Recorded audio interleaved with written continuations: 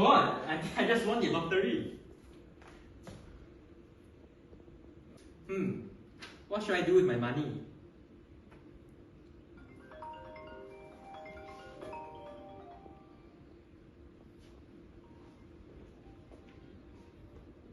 There's an organization calling me.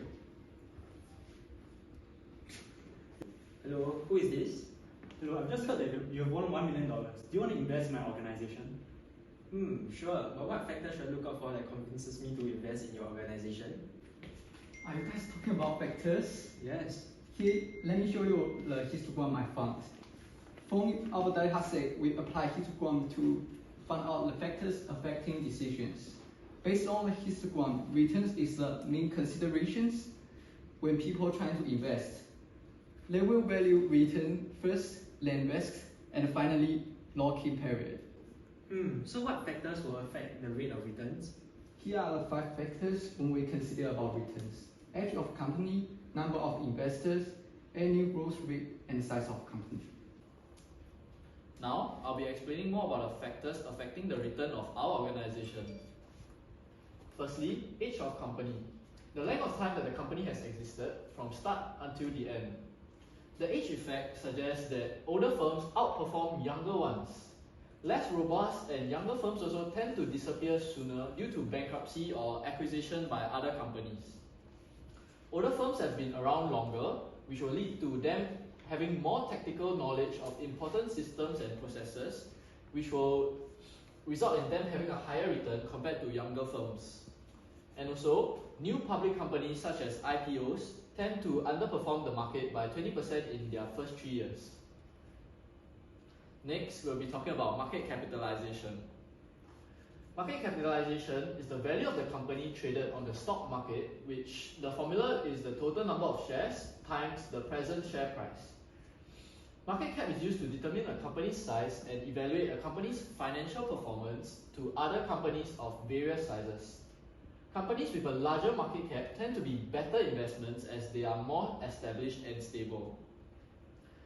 Market capitalization can also be used as a key measure of profitability in determining key metrics such as price to earning ratio. Next, we'll be talking about how the number of investors will affect the return of an organization. So an investor is defined as a person or organization that puts money into financial schemes, property, with the expectation of achieving a profit.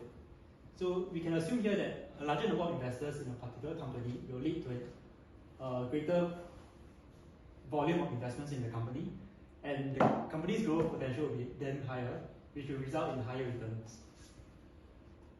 Next, I'll be talking about how annual growth rate will affect the returns of an organization.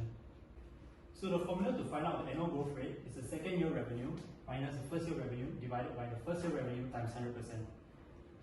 The annual growth rate is an indicator of company's performance, profitability and sustainability. It is a good measure of an investment's return over time because it takes investment losses into consideration and allows for an easy comparison of the returns.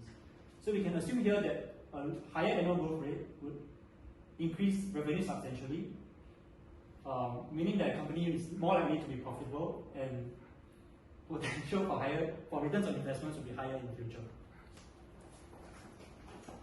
So now we're talking about how the size of the company affects the returns of an organization.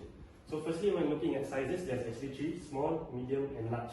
So small companies are companies who employ less than 1,500 people and generate revenue of at most 38.5 million. Examples are Saif and Usume.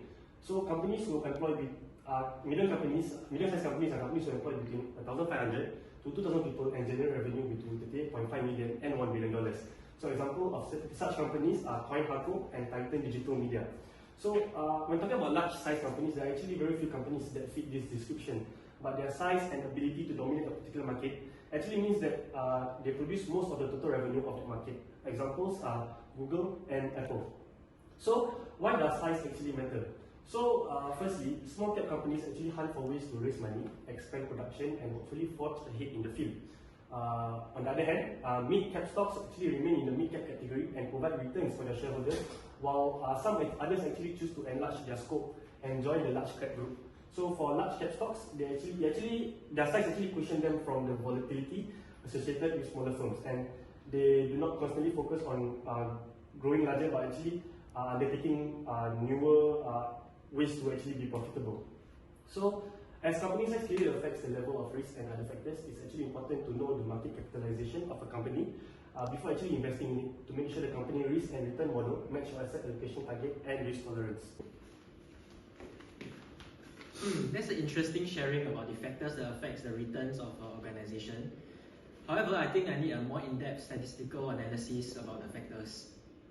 As you can see, when we run a data set on R, we first found out the skewness of return, which is 1.196. In this case, we use log transformation and linear regression. Here's linear regression model we obtained from R. As you can see, the size of company has the highest p-value, which is most statistically significant among all other factors. Based on the estimated, it means 1 unit increase in size of company leads to 21% in returns. And we can see that the age of company has the least impact on returns based on estimate coefficient.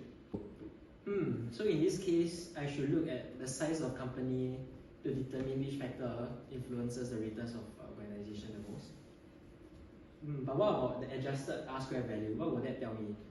Here, adjusted value is the goodness of rating. Here, in this case, the adjusted R-squared is 0.1105, which implies our adjusted R-squared is quite low, which means our data set is pretty much limited, and also there may be other factors we need to consider. Now I have a better understanding of where I should invest money to yield the greatest returns from an organization, as well as this statistical analysis model. Thank you so much for your insights, because now I know where to invest my winnings.